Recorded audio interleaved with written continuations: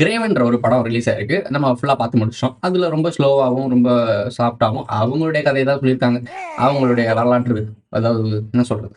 அவங்க எப்படி இந்த இடத்துக்கு வந்தாங்க? ஆளுமையா இருந்தாங்க. எப்படி இந்த ராஜ ரத்தம் கலந்துச்சு? அதாவது மிருக ரத்தம் எப்படி கலந்துச்சு? அதாவது கிரேவனுடைய முக்கியமான கதையம்சம் என்ன?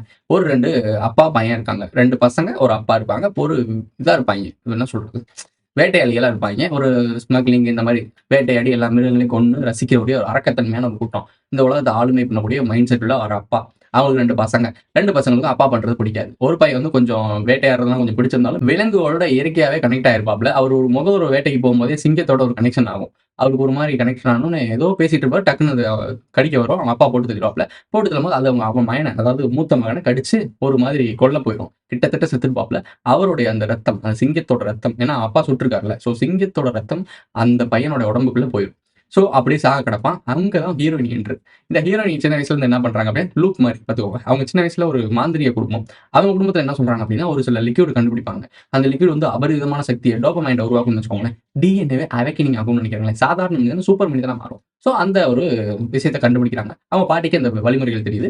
அந்த இத குடுத்துட்டு, இது உனக்கு கண்டிப்பா தேவைப்படும் அப்படின்னு சொல்லிட்டு போறாங்க. அவங்க கையில ஒரு சீட்டு கட்டையும் குடுத்திருப்பாங்க. அதுல சிங்கத்துக்கும், ஒரு மனுஷனுக்கும் குடிச்ச மாரி ஒரு சீட்டு கட்டு இருக்கும். அந்த சீட்டு கட்ட கொண்டுட்டு போயிட்டு இருக்கும்போது, அதே காட்டுல அவங்க வந்து இந்த நபர் அடிபடுற இடத்துல அந்த அவங்களும் ட்ரிப்பிங் மாரி வந்திருப்பாங்க.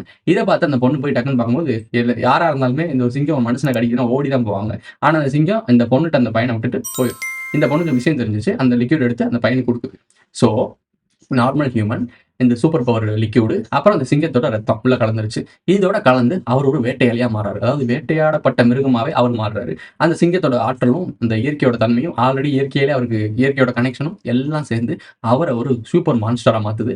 அதுதான் படத்தோட கோர். அவங்க அப்பாவை திருப்பி ரிவெஞ்ச் எடுக்குறாரு. இதான் மேட்டர். ஓகேவா?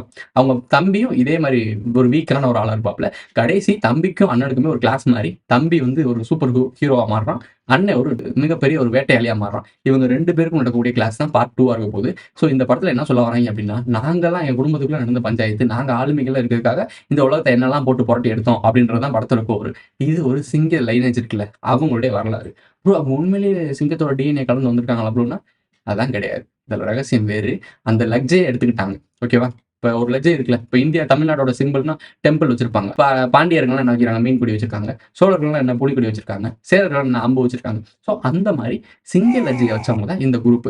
ஓகேவா? அந்த சிங்க லஜ்ஜைய வச்சிருக்க இந்த ஆளுமை குரூப் எடுக்கப்பட்ட படம் தான் அது. அத நாம பார்த்துக்கிட்டு இருக்கோம். அவைங்க கதைய அவைங்க எடுத்து நமக்கு வியாபாரம் பண்ணிட்டு இருக்காய்ங்க. ஆனா தலைமையில அவைங்க தான் இருக்காய்ங்கன்றது யாருக்குமே தெரிய போறதில்ல. படத்த பார்த்து விசில் அடிச்சுட்டு பாப்கார்ன் தின்னுட்டு வீட்ல போய் தூங்கு. இத்தோட இந்த வீடியோ முடிஞ்சிருச்சு. இந்த வீடியோ பிடிச்சிருந்தா லைக் பண்ணுங்க, கமெண்ட் பண்ணுங்க, சப்ஸ்கிரைப் பண்ணுங்க. மறக்காம இல்லைங்கன்னா அதுல போட்டு உங்களுடைய கருத்துக்கள் கமெண்ட்ல சொல்லிட்டு போங்க.